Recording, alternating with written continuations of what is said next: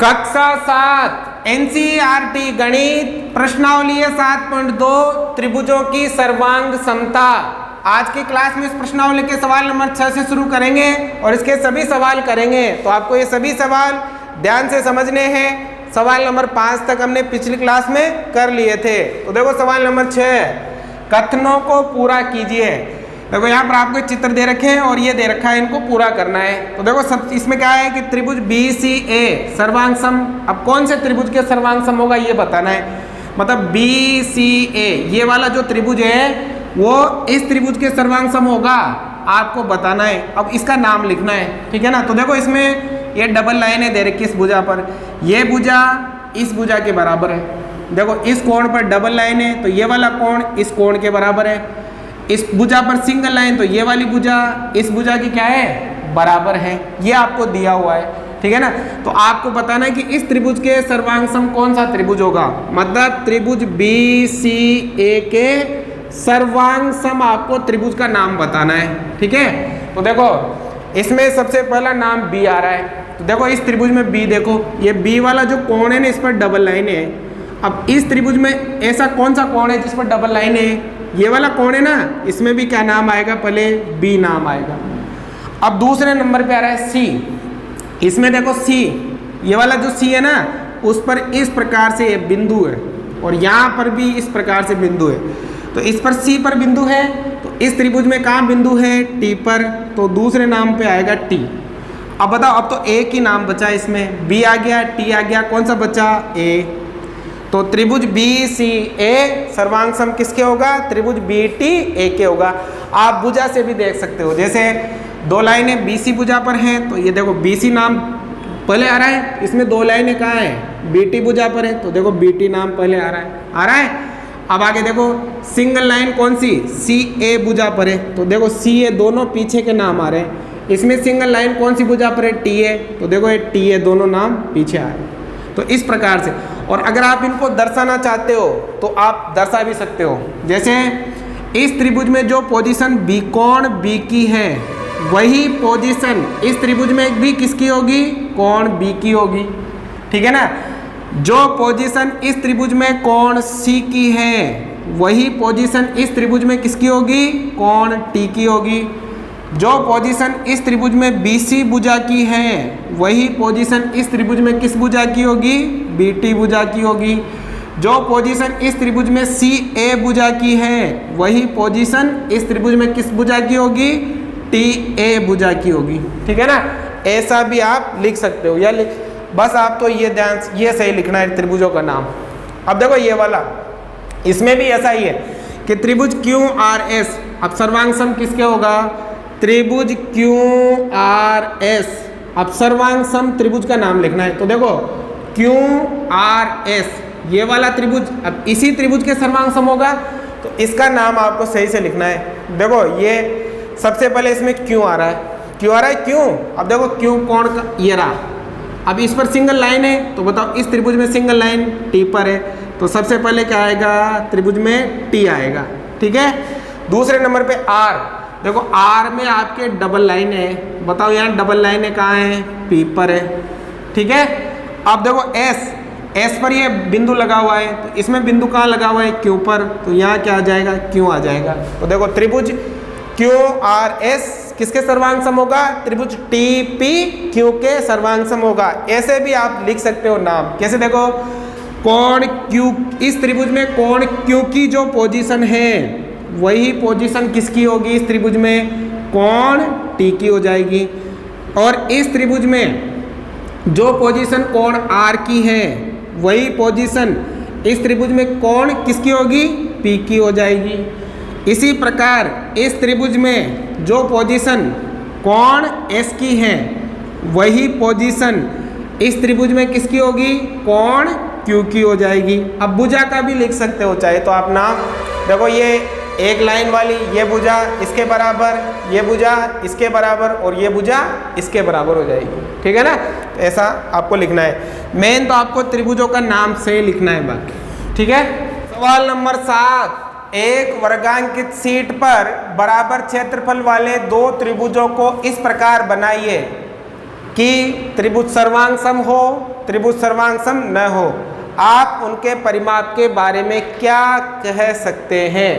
आपको एक वर्गांकित शीट लेनी है और उस पर दो त्रिभुज बनाने हैं जिनके क्षेत्रफल बराबर होने चाहिए, और पहली स्थिति में दोनों त्रिभुज सर्वांग सम होने चाहिए और दूसरी स्थिति में दोनों त्रिभुज सर्वांग सम नहीं होने चाहिए। तो हम क्या करते हैं, एक वर्गांकित शीट लेते हैं। वर्गांकित शीट का मतलब जिसकी चारों तरफ से बराबर हो, चारों भुजाएं बराबर हो, ये हमने एक वर्गांकित शीट ले ली।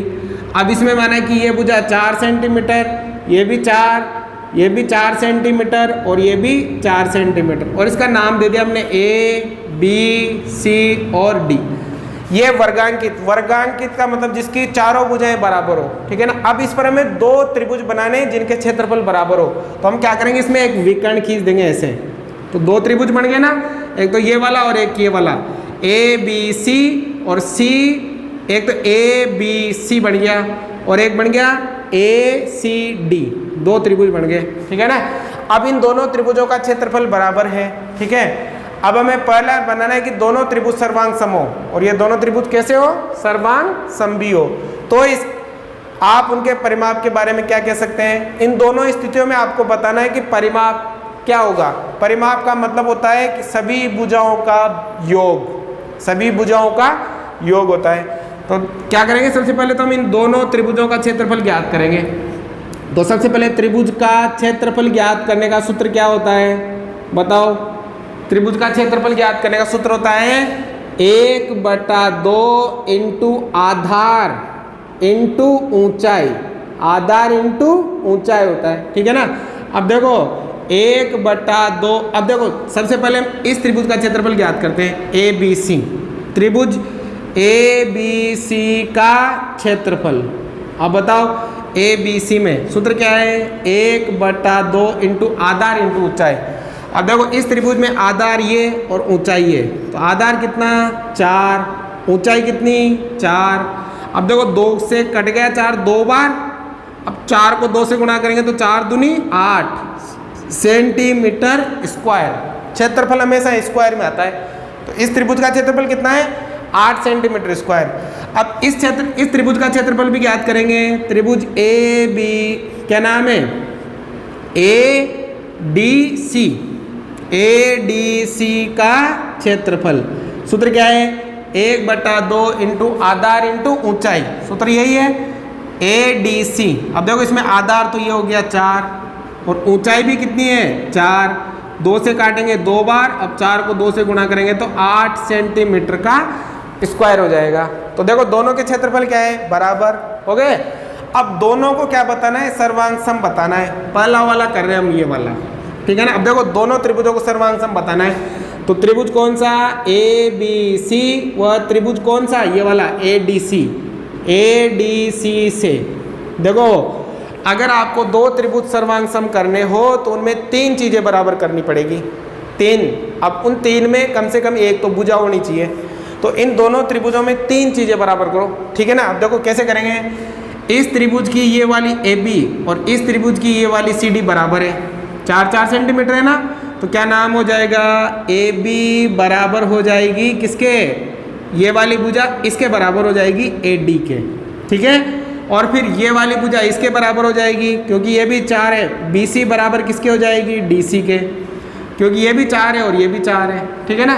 अब तीसरी देखो, ये वाली जो भुजा है वो दोनों में, ये वाली भुजा इस त्रिभुज में भी आती है और ये वाली भुजा इस त्रिभुज में भी आती है ना, दोनों में, यानी कि ए सी बराबर है ए सी। जब दोनों में एक ही भुजा हो ना तो उसे क्या कहते हैं, उभयनिष्ठ कहते हैं। क्या कहते हैं, उभयनिष्ठ। अब देखो यहाँ पर इन दोनों त्रिभुजों की 3 चीजें बराबर हो गई और तीनों ही क्या ही है, भुजाएं है ना। तो बताओ कौन सा प्रतिबंध लगता है, तीनों भुजाएं हो तो एस एस एस प्रतिबंध द्वारा कह सकते हैं त्रिभुज ए बी सी सर्वांग सम है त्रिभुज ए डी सी के। हो गए ना दोनों त्रिभुज।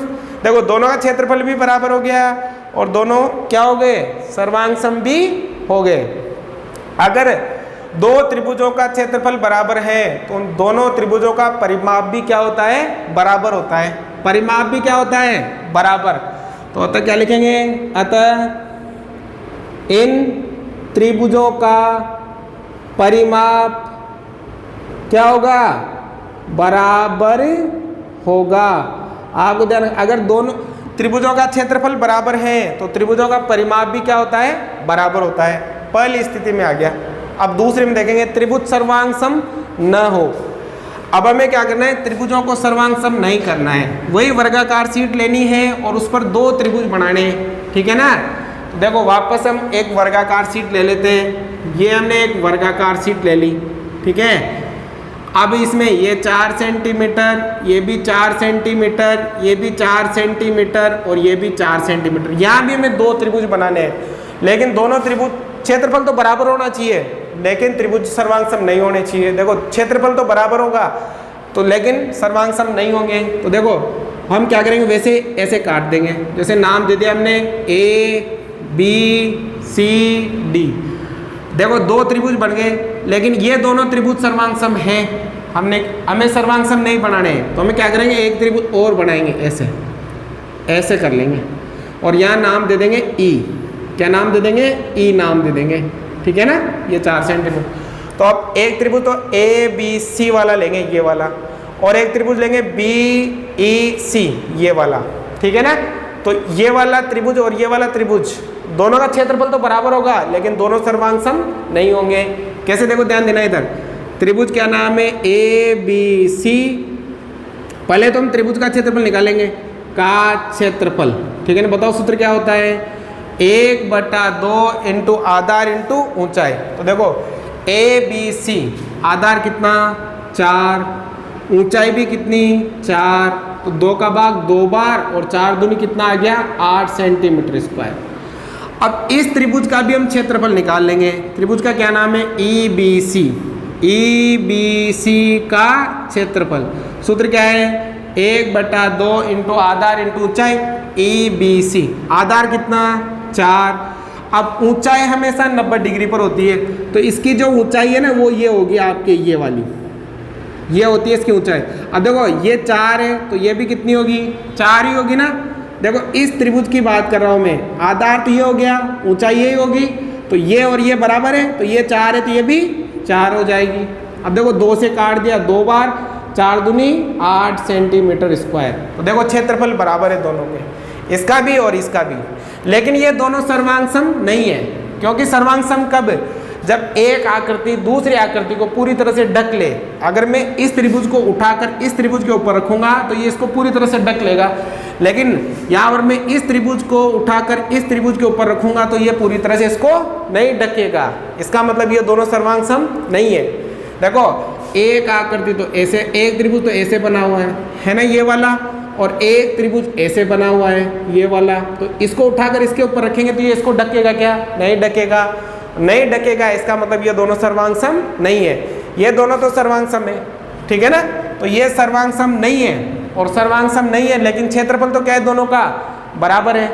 और क्षेत्रफल बराबर है तो परिमाप भी क्या होगा, बराबर होगा। यहाँ भी क्या लिखेंगे, अतः इन त्रिभुजों का परिमाप क्या होगा, बराबर होगा। और हमें परिमाप के बारे में बताना था ना, परिमाप के बारे में क्या कह सकते हैं, तो इनका परिमाप क्या होगा, बराबर होगा, चाहे वो सर्वांग सम हो चाहे वो सर्वांग सम नहीं हो। अगर क्षेत्रफल बराबर है तो परिमाप दोनों का क्या होता है, बराबर होता है।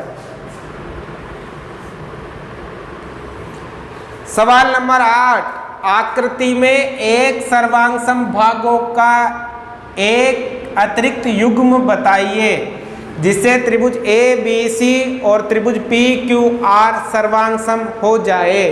आप किस प्रतिबंध का प्रयोग करेंगे, आपको ये बताना है।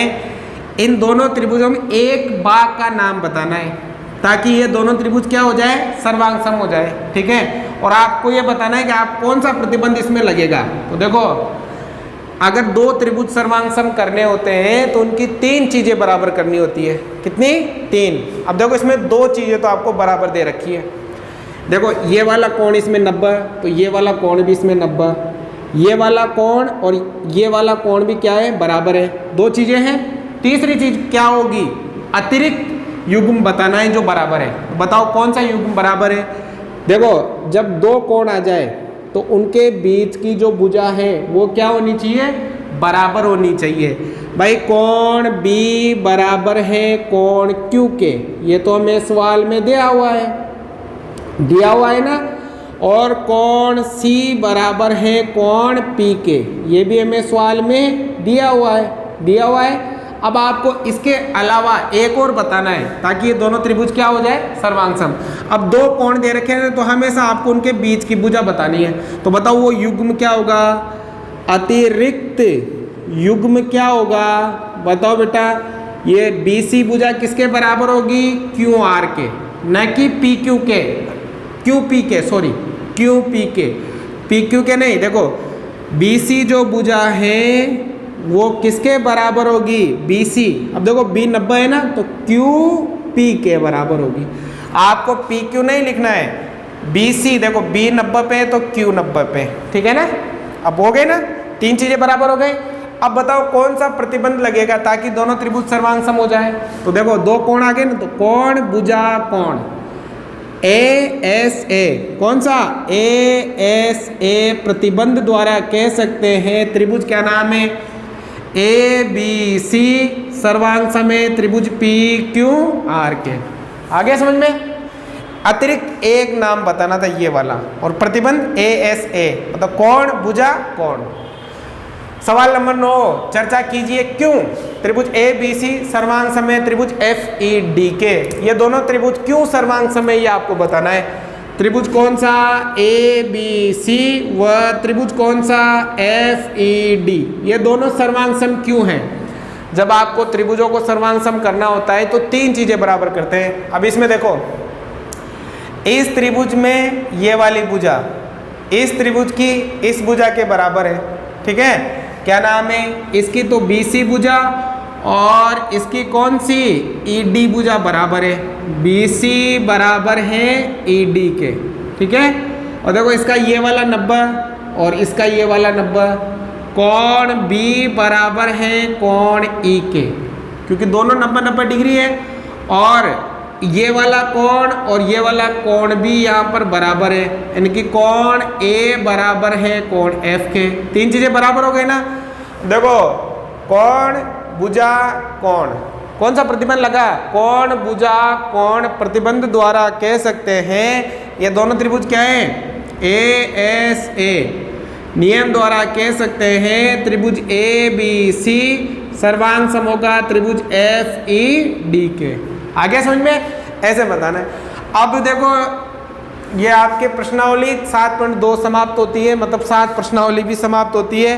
तो आपको कितना समझ में आया मुझे जरूर बताइएगा।